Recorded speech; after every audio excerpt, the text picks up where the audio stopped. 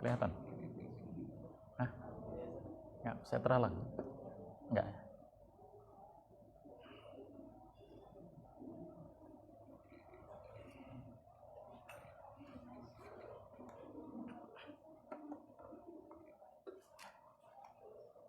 Bismillahirrahmanirrahim. Assalamualaikum warahmatullahi wabarakatuh.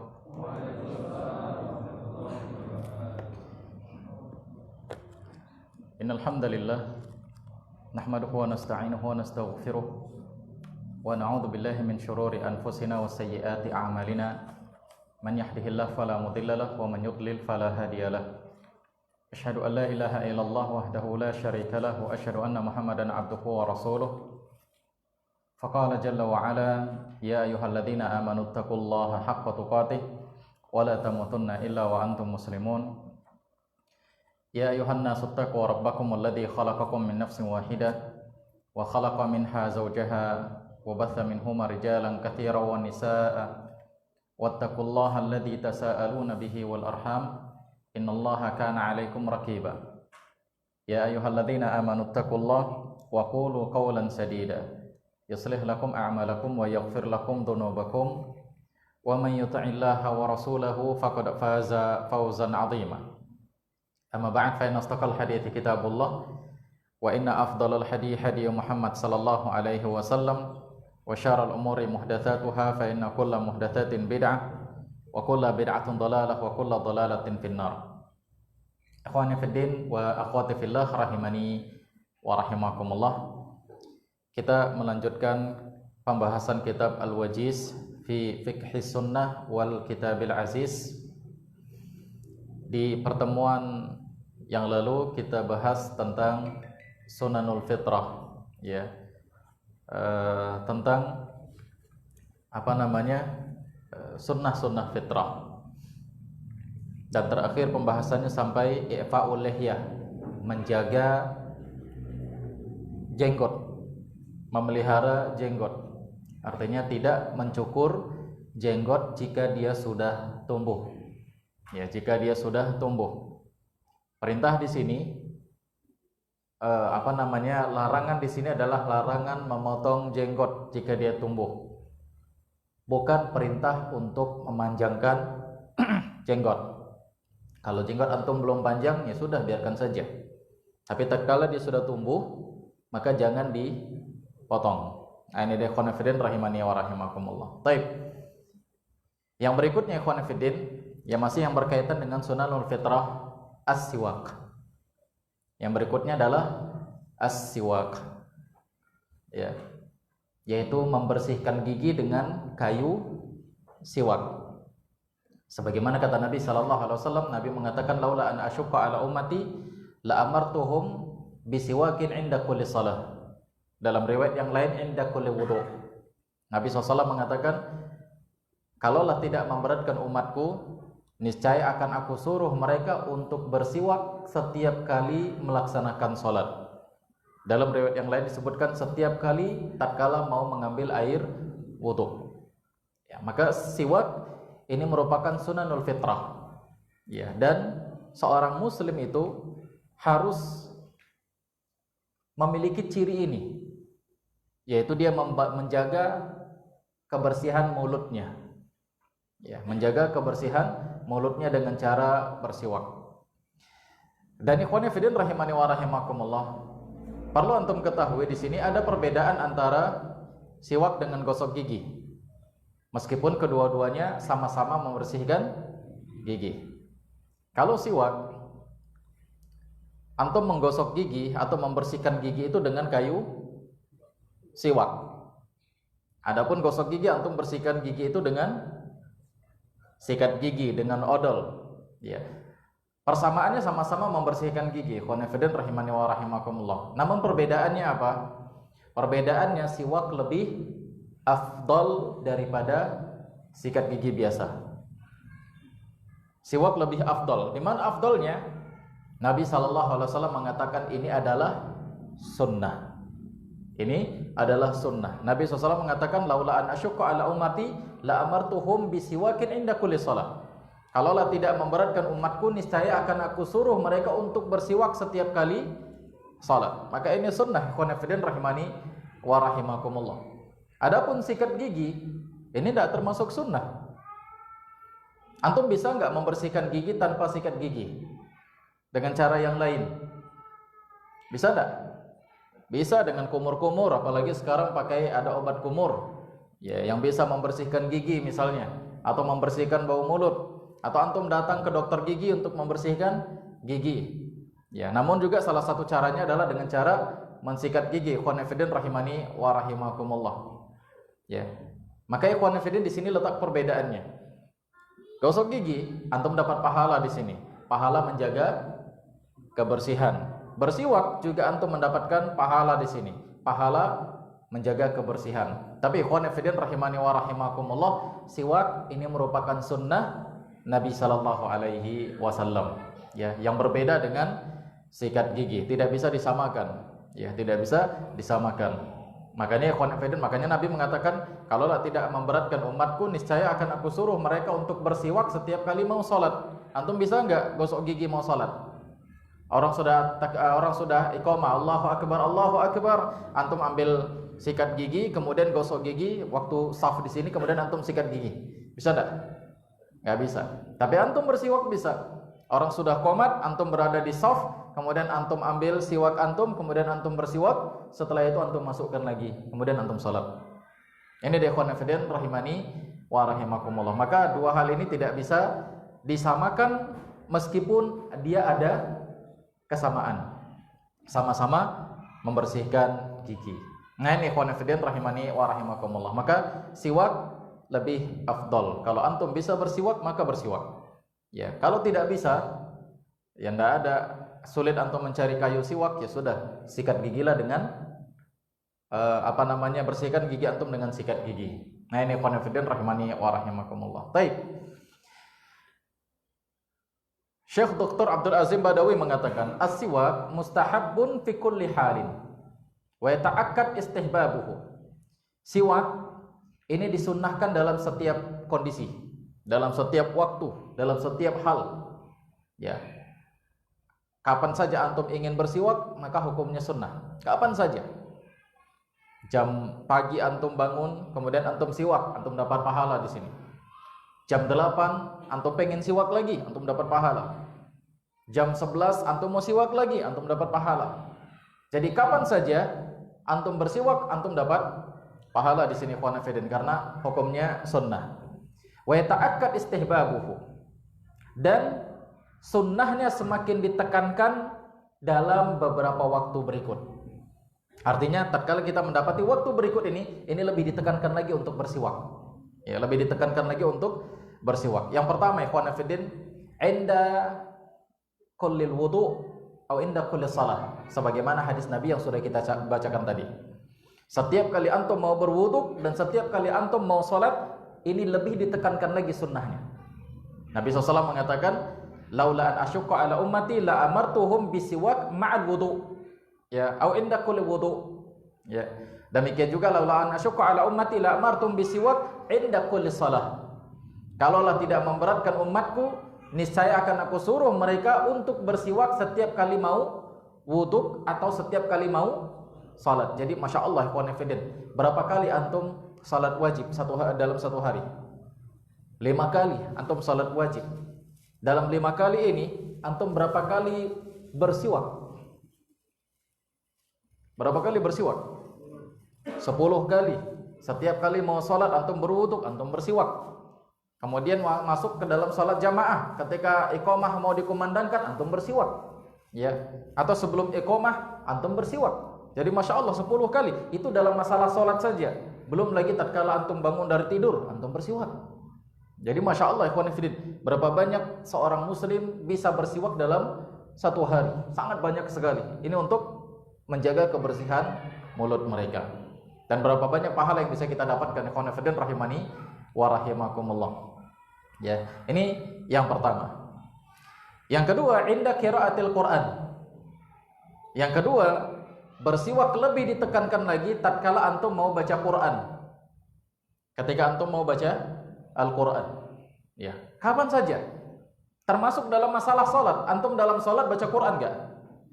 Termasuk dalam sholat, ya. Atau ketika mau baca Quran, selesai sholat, antum mau baca Quran ini, ya, mau baca Quran, mungkin masih ada waktu untuk istirahat ketika pulang, ketika kerja di kantor, ya, selesai sholat zuhur, ada waktu untuk istirahat 5 menit atau 10 menit, antum mau baca Quran, maka antum bersiwak. Jadi Masya Allah ikhwan fillah rahimani wa rahimakumullah, dalam masalah sholat saja antum bisa 15 kali bersiwak. Mau wudhu bersiwak, kemudian mau sholat bersiwak, selesai sholat antum baca Quran, antum bersiwak, ya, antum dapat pahala di sini. An Ali radhiyallahu ta'ala anhu qala, dari Ali radhiyallahu ta'ala anhu dia berkata, amarana bisiwak, Nabi SAW memerintahkan kami untuk bersiwak. Wa qala innal abda idza qama yusalli atahu malak. Sesungguhnya seorang hamba tatkala dia mau salat, dia tegak, dia mau salat, maka malaikat datang. Malaikat datang. Faqama khalfahu. Maka malaikat itu berdiri di belakangnya. Di belakang orang yang sedang salat tersebut. Yastami'unal Qur'an wa yadnun. Mereka ngapain? Mereka mendengarkan bacaan Al-Quran orang yang sedang sholat tersebut.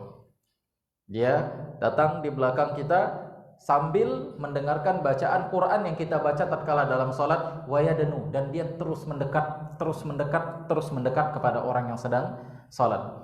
Fala yazalu yastami'u wayadunun wayadanu hatta yad'afahu ala fih. Dan malaikat itu terus mendekat sambil mendengarkan bacaan Quran orang yang sedang sholat sampai dia meletakkan mulutnya di mulut orang yang sholat tersebut. Jadi ini keutamaan apa? Keutamaan bersiwak ikhwan fillah rahimani wa rahimakumullah. Ya, sampai dia meletakkan mulutnya di mulut orang-orang yang baca yang sholat tersebut. Fala yaqra'u ayatan illa kanat fi jawfil malak. Sehingga tidaklah orang itu membaca Al-Quran dalam sholatnya kecuali mulutnya itu di mulut malaikat. Ini ikhwan fillah rahimani wa rahimakumullah. Dengan syarat apa tadi? Siwak. Jadi Masya Allah ikhwan fillah rahimani wa rahimakumullah. Kita senang kalau seandainya ada orang yang mulia dekat dengan kita. Misalnya kita foto bareng sama Pak Bupati, wah banggalah kita di hadapan orang. Kita foto bareng sama Pak Presiden, apalagi Presiden sedang datang nih ke Medan, foto bareng, disebarlah di medsos, wah kita bangga gitu. Tapi ikhwan fillah rahimani wa rahimakumullah, mana kebanggaan kita tatkala malaikat datang ketika kita sholat dan dia mendekatkan dirinya, bahkan meletakkan mulutnya di mulut kita. Mana kebanggaan kita ikhwan fillah rahimani wa rahimakumullah. Kalau antum mau dapatkan itu, maka bersiwaklah. Ya, bersiwaklah ikhwan fillah rahimani wa rahimakumullah. Ini dia ikhwan fillah rahimani wa rahimakumullah. Dan di sini kita juga bisa dapatkan faedah. Ya, bahwasanya malaikat itu tugasnya sangat banyak sekali. Nah, di antara tugas khusus malaikat, ya, ada malaikat yang tugasnya khususnya datang setiap kali ada orang yang sholat, dia datang.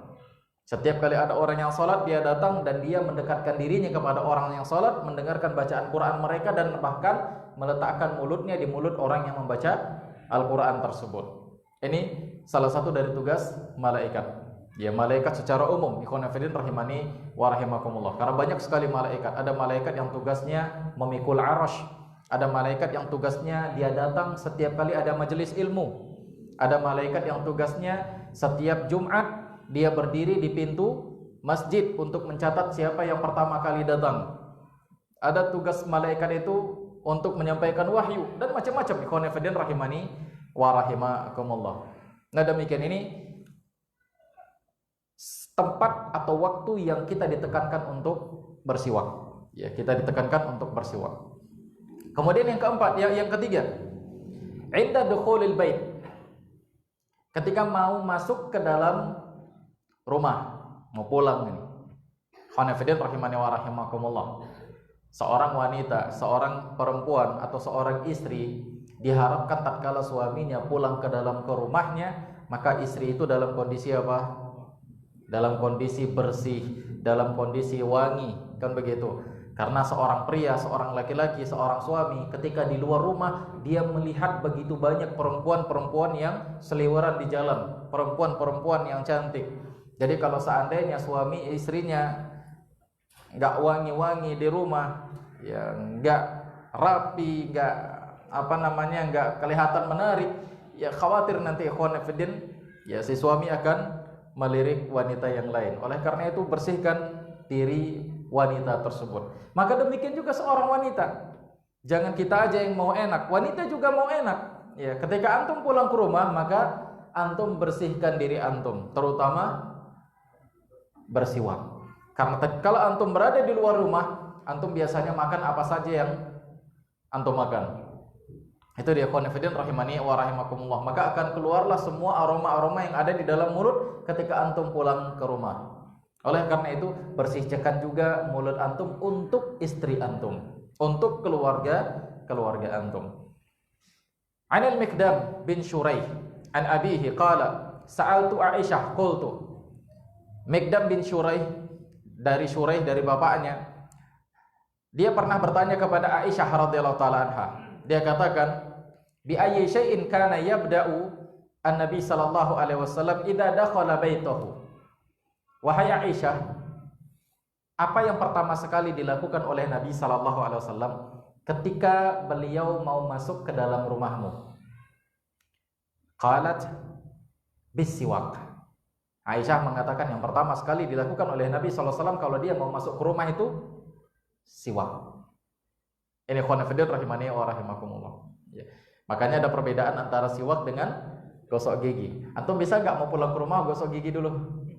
Bisa. Khonafidin rahimani wa rahimakumullah. Ya.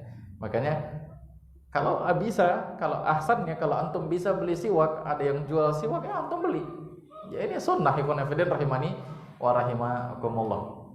Ya. Maka tatkala pulang ke rumah, apakah pulang dari kerja, pulang dari jualan, atau pulang dari manapun, bahkan pulang dari masjid sekalipun, selesai sholat, antum pulang di rumah, maka bersiwaklah. Ya, bersiwaklah. Jadi khonafidin, masya Allah, kalau seandainya kita hitung semuanya dalam satu hari itu, mungkin kita bisa bersiwak sampai berapa kali? Sampai puluhan kali, sampai 20 kali, 30 kali, 40 kali. Khonafidin rahimani wa rahimakumullah. Karena dia simple. Antum tinggal masukkan ke gigi, kemudian dibersihkan, kemudian sudah selesai, dimasukkan lagi ke tempatnya atau ke saku. Ini khonafidin rahimani wa rahimakumullah. Baik, yang berikutnya. Indal qiyami minal lail. Yang berikutnya tatkala bangun dari tidur di malam hari untuk melaksanakan salat malam. Ya, untuk melaksanakan salat malam. Maka ini lebih ditekankan lagi untuk bersiwak. Ya, ini lebih ditekankan lagi untuk bersiwak. Hadisnya an Hudzaifah radhiyallahu taala anhu qala, dari Hudzaifah radhiyallahu taala anhu dia berkata, kana Rasulullah sallallahu alaihi wasallam idza qama liyatahajjat yashusu fahu bisiwak. Ya, Hudzaifah mengatakan Nabi sallallahu alaihi wasallam tatkala beliau bangkit dari tidurnya untuk melaksanakan salat malam, salat tahajud, ya, salat malam, maka beliau bersiwak terlebih dahulu. Beliau bersiwak terlebih dahulu. Ini khonafidin rahimani wa rahimakumullah. Dari hadis ini juga kita bisa menunjukkan kepada kita bahwasanya Nabi sallallahu alaihi wasallam juga sesekali pernah tidur dengan sahabat-sahabatnya mungkin di masjid. Ya, sesekali pernah tidur dengan sahabat. Karena hadis ini khonafidin, hadis ini berasal dari siapa? Hudzaifah, bukan istrinya. Bukan Aisyah radhiyallahu taala anha, tapi Hudzaifah. Jadi ada dua kemungkinan di sini ikhwan fillah. Pertama, Nabi memang tidur di kamarnya karena masjid Nabi Shallallahu Alaihi Wasallam itu kan langsung dengan rumah Nabi. Bisa jadi Nabi tidur di kamarnya, kemudian begitu bangun mau melaksanakan sholat malam, sahabat masih ada di situ, sahabat masih ada di Masjid Nabawi, beliau bersiwak dan dilihatlah oleh sahabat. Ini kemungkinan yang pertama. Kemungkinan yang kedua, Nabi SAW juga pernah tidur di masjid bersama sahabat-sahabatnya. Kemudian tatkala dia bangun, maka dia pun bersiwak dan dilihat oleh sahabat Nabi SAW. Nah ini ikhwan fillah rahimani wa rahimakumullah. Jadi ada 4 tempat yang kita lebih ditekankan lagi untuk bersiwak. Yang pertama tadi apa? Wudu dan salat. Yang kedua, ketika mau membaca Al-Quran. Yang ketiga, mau masuk ke dalam rumah. Yang keempat, waktu mau bangun di malam hari untuk melaksanakan salat malam. Maka ini lebih ditekankan lagi untuk bersiwak ikhwan fillah rahimani wa rahimakumullah. Adapun bangun tidur ini enggak ditekankan. Kita kebiasaannya kalau mau gosok gigi kapan? Bangun tidur. Ya. Adapun bangun tidur enggak ditekankan. Tapi kalau antum mau bersiwak silahkan. Kalau antum mau bersiwak silahkan. Ada pertanyaan dari orang, Ustaz, ya saya pengen ini, saya mau bersiwak ini dan saya mau mengamalkan sunnah siwak ini. Tapi terkadang ada satu masalah. Kadang-kadang kalau kita bangun tidur, kalau kita cuma bersiwak aja, kita sudah terbiasa gosok gigi, hanya sekedar bersiwak, kadang mulut itu masih beda. Betul nggak? Iya. Mulut itu masih terasa beda katanya. Kok masih nggak nyaman? Masih nggak nyaman. Ikhwan fillah rahimani wa rahimakumullah. Sebenarnya nggak ada masalah. Kalau antum sudah terbiasa sikat gigi, maka silahkan bangun tidur antum sikat gigi. Selesai sikat gigi, antum ngapain? Siwak. Iya. Silakan bersiwak. Jadi nggak ada masalah ikhwan fillah rahimani wa rahimakumullah. Nggak mesti harus antum tinggalkan sikat gigi, enggak. Karena umumnya kita biasa kalau bangun tidur itu sikat gigi. Nah ini ikhwan fillah rahimani wa rahimakumullah. Jadi nggak ada masalah. Ya silakan antum sikat gigi biar aroma mulut antum nggak bau kan begitu. Kemudian setelah itu silakan bersiwak. Kalau dia mau bersiwak aja, dia udah saya sudah bersiwak kok ngapain lagi sikat gigi? Juga nggak ada masalah. Nah ini ikhwan fillah rahimani wa rahimakumullah. Taib. Ini hal-hal yang berkaitan dengan siwak dan memang sebagiannya sudah pernah kita bahas waktu tentang masalah sunnah-sunnah yang sudah mulai dilupakan oleh kaum muslimin dalam masalah siwak ini. Taib, kita lanjutkan ikhwan fillah rahimani wa rahimakumullah. Karahatun natfi asyaib. Yang berikutnya adalah larangan mencabut uban. Larangan mencabut uban, baik uban yang ada di rambut ataupun uban yang ada di jenggot. Ya, larangan untuk mencabutnya. Mencabut ya artinya ya mencabut dengan dengan tangan. Ya, bukan memotong. Ya, bukan memangkas, tapi sengaja mencabut dari akarnya. Ini ikhwan fillah rahimani wa rahimakumullah.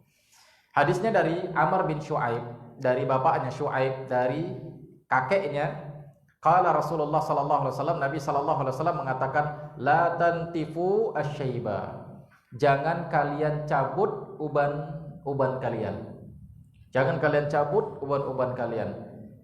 Kalimat la tantifu asyaiba, ikhwan fillah rahimani wa rahimakumullah, ini adalah kalimat larangan. Kalimat larangan. Namun ikhwan fillah, larangan di sini bukanlah maknanya haram. Larangan di sini maknanya bukan haram, tapi makna dari larangan di sini adalah makruh. Ya, makna dari larangan di sini adalah makruh ikhwan fillah, bukan haram. Ya, ketika seorang muslim dia mencabut ubannya, maka ikhwan fillah ya dia tidak berdosa. Dia tidak berdosa. Tapi ikhwan fillah kalau dia membiarkan ubannya, maka ini lebih baik dan dia mendapatkan pahala. Nah demikian ikhwan fillah. Nabi mengatakan la tantifu asy-syaibah. Ma min muslim yashibu syaibah fil Islam illa kanat lahu nuran yaumal qiyamah. Jangan cabut uban-uban kalian. Tidaklah seorang muslim ketika dia sudah mulai beruban di dalam Islam dia beruban, maka uban tersebut akan menjadi cahaya nanti pada hari kiamat. Artinya apa ya, ikhwan fillah rahimani wa rahimakumullah? Uban itu merupakan sebab seseorang itu mendapatkan cahaya nanti di hari kiamat. Sebagaimana wudu. Ya, sebagaimana wudu. Nabi SAW mengatakan bahwasanya ada orang-orang yang dipanggil nanti pada hari kiamat di mana mereka bercahaya. Yang itu disebabkan bekas dari wudu mereka. Maka wudu ini juga sebab membuat seseorang itu menjadi bercahaya nanti pada hari kiamat. Demikian juga uban. Ya, demikian juga uban. Jadi masya Allah, ikhwan fillah, ketika antum tidak mencabut uban antum dan antum biarkan, maka ini akan membuat atau menjadikan sebagai sebab antum di hari kiamat nanti mendapatkan cahaya dari Allah Subhanahu wa taala. Bahkan di dalam riwayat yang lain disebutkan Nabi SAW mengatakan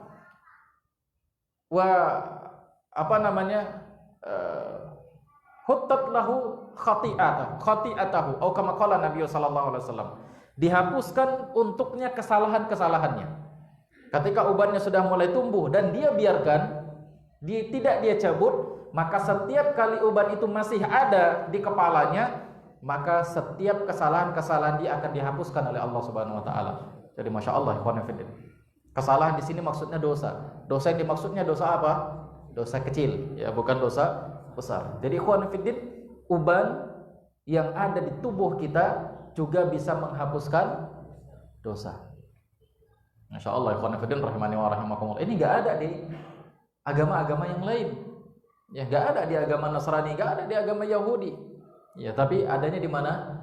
Di Islam. Karena Nabi sallallahu alaihi wasallam mengatakan, "Ma min muslim yashibu syaibah fil Islam." Tidaklah seorang muslim yang dia beruban ketika di dalam Islam, maka uban itu akan menjadi cahaya untuk dia pada hari kiamat. Dan dalam riwayat yang lain disebutkan itu akan menghapuskan dosa-dosa kecil dia. Maka jangan antum cabut uban. Bukan berarti kalau itu nggak usah pangkas lah Ustaz, bukan. Antum boleh pangkas, silahkan. Kalau rambutnya sudah panjang silahkan pangkas, tapi jangan dicabut uban tersebut. Nah, demikian ikhwan fillah rahimani wa rahimakumullah. Namun ikhwan fillah, dibolehkan kita untuk merubah warna uban selama tidak warna hitam, ya, selama tidak berwarna hitam. An Abi Dar radhiyallahu ta'ala anhu qala Rasulullah sallallahu alaihi wasallam, "Inna ahsana ma ghayyartum bihi asyaiba al-hina wal katam." Nabi sallallahu alaihi wasallam mengatakan, yang paling baik, ya, yang paling baik yang kalian ubah uban kalian itu adalah dengan hina dan katam. Hina ini sama katam ini adalah tumbuhan yang memang fungsinya itu untuk merubah atau mengobatin rambut yang sudah mulai beruban. Ya, mengobatan di sini maksudnya mewarnai rambut yang sudah mulai beruban menjadi warna agak kekuning-kuningan. Ini ikhwan fillah, dan ini biasanya banyak dijual. Ya, henna atau katam ini biasanya sudah banyak dijual, sudah dijadikan bubuk dia. Ya, sudah dijadikan bubuk. Bahkan banyak orang-orang yang nikah, ya, wanita-wanita itu kadang-kadang mereka pakai ina, ya, pakai inai, bahasa kita pakai inai. Nah, demikian ikhwan fillah rahimani wa rahimakumullah. Dalam hadis yang lain dari Abu Hurairah radhiyallahu ta'ala anhu, Nabi sallallahu alaihi wasallam mengatakan, "Innal yahud wan nasara la yasbughun." Sesungguhnya orang-orang Yahudi dan Nasrani mereka tidak mewarnai uban-uban mereka. Mereka tidak mewarnai uban-uban mereka. Fakhalifuhum. Maka bedakanlah diri kalian dengan mereka. Jadi ikhwan fillah, mewarnai uban ini juga termasuk bentuk mukhalafah dengan orang Yahudi dan Nasrani. Sementara kita disuruh untuk membedakan diri kita dengan mereka. Jadi setiap kali antum membedakan diri antum dengan Yahudi dan Nasrani, antum dapat pahala. Nabi SAW mengatakan, "Man tasyabbaha biqaumin fahuwa minhum." Barang siapa yang tasyabbuh, menyerupai suatu kaum, maka dia seperti kaum tersebut dalam masalah dosa. Makanya seorang muslim ketika dia sudah mulai beruban, maka hendaknya dia bedakan dirinya dengan orang Yahudi dan Nasrani. Nah ini ikhwan fillah rahimani wa rahimakumullah. Namun ikhwan fillah perlu antum ketahui bahwasanya taghyir di sini, perubahan di sini bukanlah wajib.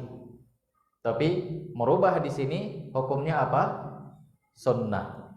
Ya, merubah uban menjadi warna kuning ini hukumnya sunnah, bukan wajib. Dalam hadis yang lain dari Jabir radhiyallahu ta'ala anhu qala, "Utiya bi Abi Quhafah yauma fathi Makkah wa ra'suhu wa lihyatuhu kathugamah bayadan." Ya. Jabir mengatakan Abu Quhafah itu dibawa kepada Nabi sallallahu alaihi wasallam. Ya, Abu Quhafah dibawa kepada Nabi sallallahu alaihi wasallam pada hari Fathul Makkah. Dan rambut dan jenggotnya itu sudah memutih. Rambut dan jenggotnya sudah memutih seperti as-thugamah. Thugamah ini bukan kapas. Dia tumbuhan mirip rumput, tapi dia tinggi. Ya, yang tumbuh di di padang pasir. Ya, tingginya kira-kira seginilah. Ya, thugamah. Daun-daunnya itu dan biji-bijinya atau buah-buahnya itu warnanya putih. Ya, warnanya putih. Ini daun sugamah, tumbuhan sugamah. Jadi kalau seandainya banyak itu tumbuhan sugamah, itu warnanya kebun itu seperti warna putih semuanya. Ya, warna putih. Makanya Nabi sallallahu alaihi wasallam mengatakan ini rambut dan jenggotnya mirip sugamah. Karena pohon sugamah itu mirip pohon, ya kayak rambut dia, tapi dia bukan rambut, ya seperti pohon apa yang kita bilang, kayak ilalang gitu, ya kayak ilalang gitu, tapi dia warnanya putih. Nah ini ikhwan fillah. Faqala Nabi sallallahu alaihi wasallam, maka Nabi mengatakan ghayru hadza bi syai'in, wahai Abu Quhafah, cobalah rubah ini, katanya, rubah jenggot antum, rubah rambut antum. Ya, artinya warnai rambut dan jenggot antum. Wajtanibu sawad, tapi hindari warna hitam. Ya, jangan warna hitam. Ustaz, kenapa dilarang? Wallahu taala a'lam. Salah satu hikmahnya ikhwan fillah rahimani wa rahimakumullah untuk tidak al-kadhib, untuk menghindari al-kadhib. Ini salah satu hikmahnya kenapa kita dilarang untuk merubah dengan warna hitam, yaitu menghindari pembohongan. Ya, menghindari pembohongan. Ya, karena ikhwan fillah rahimani wa rahimakumullah, ketika seseorang itu sudah berubah, maka ya ini merupakan tanda kalau dia itu usianya sudah mulai lanjut. Itu secara umum. Walaupun nanti ada juga 1-2 orang usianya masih belasan tahun dia sudah mulai beruban. Nah ini ikhwan fillah rahimani wa rahimakumullah. Abdullah bin Abbas juga mengatakan, Nabi sallallahu alaihi wasallam bersabda, yakunu qaumun yakhdibuna fi akhir zaman bisawad kahawasilil hammam la yurihuna raihatal jannah. Dan ini larangan ya ikhwan fillah, dan ini hukumnya haram. Ya, tidak boleh merubah uban berwarna hitam. Ya, hukumnya di sini bukan makruh. Ya, kalau mencabut uban tadi hukumnya apa? Makruh. Tapi kalau merubah menjadi warna hitam, ini hukumnya apa? Haram. Nabi SAW mengatakan akan ada nanti di akhir zaman dari satu kaum yang mereka merubah uban-uban mereka dengan berwarna hitam. Dengan berwarna hitam. Kahawasilil hammam, seperti kepala merpati. Antum kalau lihat merpati itu kan badan sama kepalanya itu kan kadang-kadang warnanya beda. Ya, warnanya beda, badannya bulunya putih badannya, tapi nanti di kepalanya hitam, agak berwarna-warna, kan begitu. Nah, Nabi SAW mengatakan akan ada nanti di akhir zaman dari satu kaum yang mereka merubah uban-uban mereka dengan berwarna hitam seperti kepalanya burung merpati. Apa kata Nabi SAW? Ancaman untuk orang seperti ini, la yurihuna raihatal jannah. Mereka tidak akan mencium bau surga. Mereka gak akan pernah mencium bau surga. Ini menunjukkan larangan merubah uban berwarna hitam, baik uban yang ada di kepala ataupun uban yang ada di rambut, ya, ataupun uban yang dimanapun, ya, termasuk juga yang di alis. Nah ini ikhwan fillah rahimani wa rahimakumullah. Taib, ini hal-hal yang berkaitan dengan sunanul fitrah, dan kita cukupkan sampai di sini. Ada 9 menit untuk sesi tanya jawab. Di pertemuan berikutnya kita akan masuki pembahasan yang lain, yaitu pembahasan adabul khala, adab-adab yang berkaitan dengan masuk dan keluar WC. Nah demikian, bagi antum yang mau bertanya, tafadhol, silahkan. Tafadhol, Pak.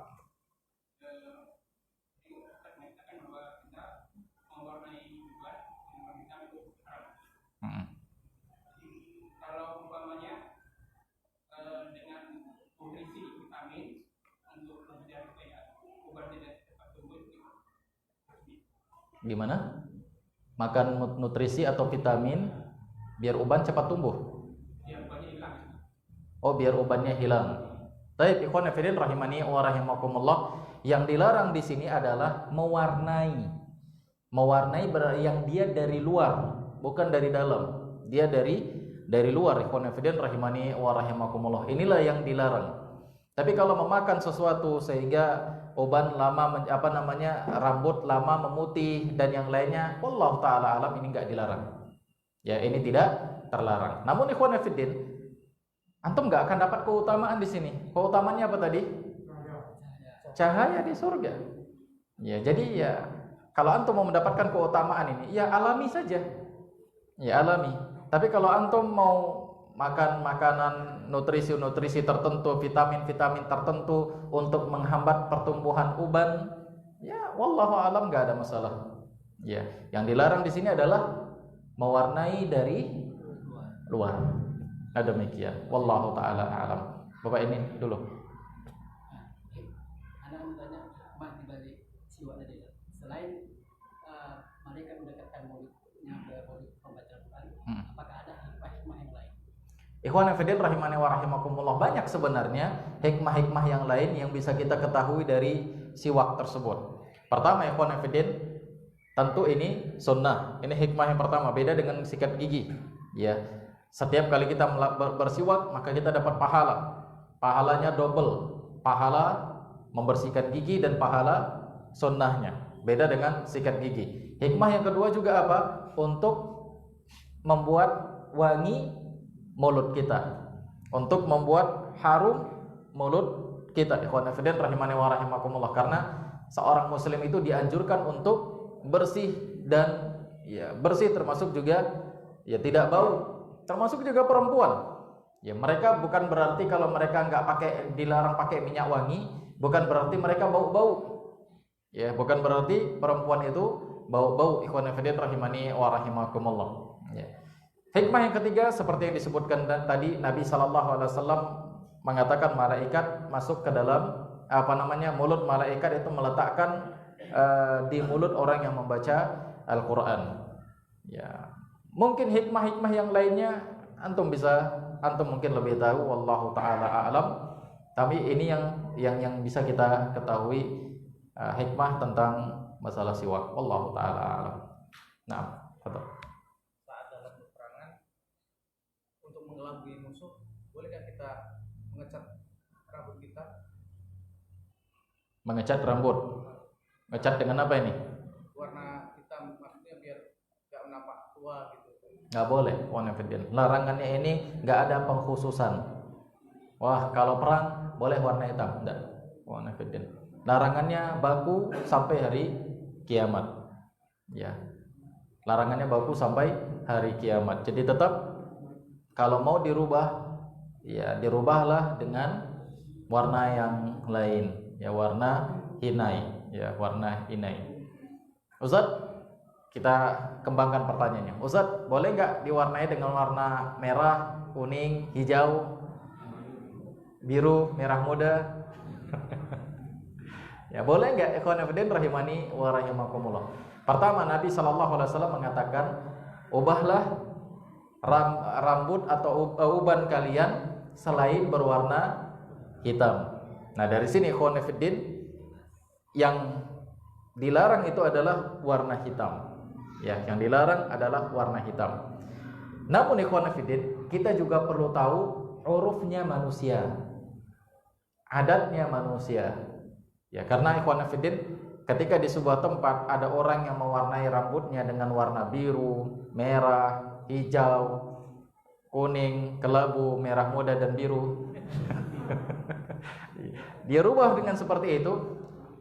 Satu image-nya, ya ini kan kesannya seperti kebiasaannya orang-orang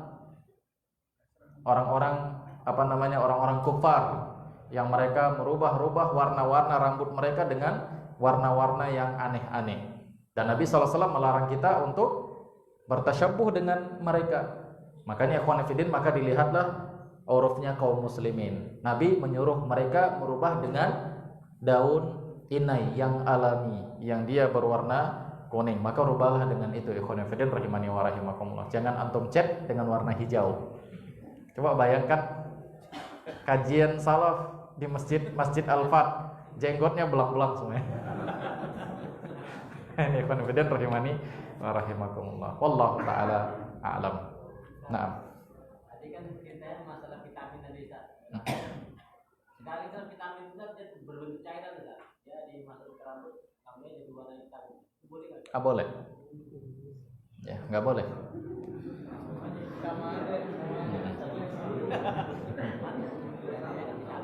Ya.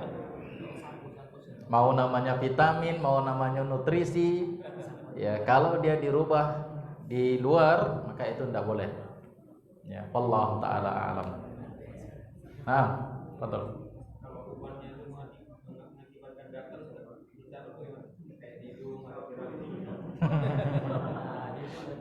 Gatel gitu. Iya. Jangan dicabut. Diapa ya Ustaz? Ya digunting aja. Kan bisa digunting. Bisa ditokok pakai martel. Dan ini juga satu lagi ikhwan fillah, kadang-kadang jadi problem. Ada orang yang dia pelihara jenggot, ini bukan masalah uban, pelihara jenggot, tapi menyebabkan gatal kayak gitu. Ada beberapa orang yang seperti itu. Maka ikhwan fillah, dalam masalah ini hendaknya dia konsultasi dulu dengan dokter. Kalaulah gatalnya itu hanya sekedar gatal yang tidak membahayakan dirinya, paling hanya sekedar iritasi kulit, maka antum jaga jenggot antum. Tapi kalau berbahaya, mungkin bisa menyebabkan kematian kah atau ini kah, maka silahkan. Ya, ini ikhwan fillah, maksudnya silahkan dicukur untuk kemaslahatan antum. Tapi kalau enggak, hanya sekedar iritasi kulit, ya tahanlah. Karena perempuan saja bisa tahan, dia pakai jilbab di rumahnya yang panas. Kenapa antum enggak bisa tahan menjaga jenggot antum? Demikian, wallahu a'lam. Oh, sana dulu tadi.